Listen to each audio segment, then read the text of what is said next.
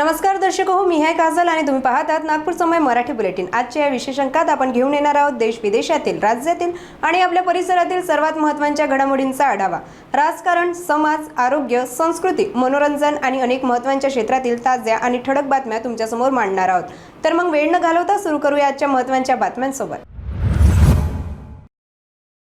नागपुरात फेसबुक जाहिरातीच्या माध्यमातून ऑनलाईन फसवणुकीचा प्रकार समोर आलाय। पाचपावली परिसरातील 32 वर्षीय डॉक्टरकडून नोंदणी करण्याच्या नावाखाली 1 लाख रुपयांची फसवणूक करण्यात आली।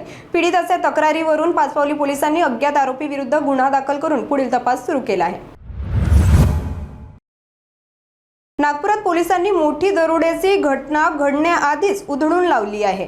कळमना पोलीस ठाण्याच्या हद्दीत दरोड्याची योजना आखणाऱ्या 5 आरोपींना पोलिसांनी शस्त्रांसह अटक केली असून एक आरोपी घटनास्थळावरून फरार झाला आहे। पोलिसांनी गुप्त माहिती मिळाली होती की भरतवाडा रोडवरील भरतनगर परिसरात काही जण दरोड्याची योजना आखत आहेत। माहिती मिळताच पोलिसांनी घटनास्थळी धाव घेत 5 आरोपींना ताब्यात घेतले। आरोपींकडून चाकू, लोखंडी साखळी आणि हातोडा यासारखी शस्त्रे जप्त करण्यात आली आहेत। सध्या पोलिसांनी गुन्हा दाखल करून पुढील तपास सुरू केला असून फरार आरोपीचा शोध सुरू आहे।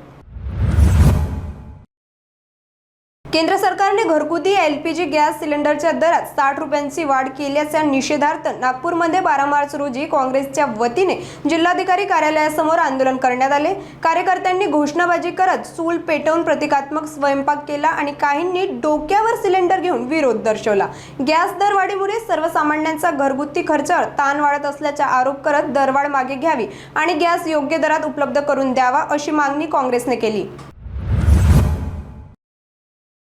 विदर्भातील वाढती उष्णता लक्षात घेऊन पुढील 2 ते 3 दिवसांसाठी शहरातील विविध जिल्ह्यांमध्ये येलो अलर्ट जारी करण्यात आला आहे। बहुतांश जिल्ह्यांमध्ये तापमान 40 डिग्री सेल्सिअस पेक्षा जास्त जाण्याचा अंदाज आहे, ज्याचा नागरिकांच्या जीवनावर परिणाम होऊ शकतो। मार्चच्या पहिल्या आठवड्यापासून अधिक उष्णता असून यावर्षी वातावरण अधिक तीव्र राहण्याचा अंदाज आहे। विशेषतः पश्चिम विदर्भातील अकोला, अमरावती, यवतमाळ, बुलढाणा, वाशिम आणि पूर्व विदर्भातील चंद्रपूर, नागपूर, वर्धा जिल्ह्यांमध्ये तापमान 40 डिग्री सेल्सिअसच्या आसपास आहे। डॉक्टर प्रवीण कुमारच्या अनुसार स्वच्छ आकाश आणि उत्तर पश्चिमी हवेमुळे तापमान वाढले असून पुढील 2 दिवस अमरावती, वर्धा आणि अकोला जिल्ह्यांमध्ये हीट वेव्ह अलर्ट जारी आहे।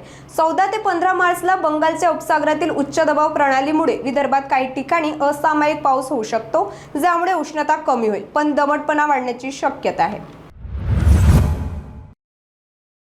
आजच्या नागपूर समय बुलेटिन मध्ये इतकंच। आम्ही तुमच्या समोर आणत राहू ताज्या, महत्त्वाच्या आणि ठळक घडामोडी। बातम्या आवडल्या असतील तर नक्कीच तुमच्या मित्रमंडळींसोबत शेअर करा आणि हो, पुढच्या अंकासाठी आमच्या सोबत राहा। त्यानंतर सुरक्षित राहा, जागरूक राहा आणि आपल्या नागपूरवर गर्व करा। मी आहे काजल आणि तुम्ही पाहत होतात नागपूर समय। धन्यवाद।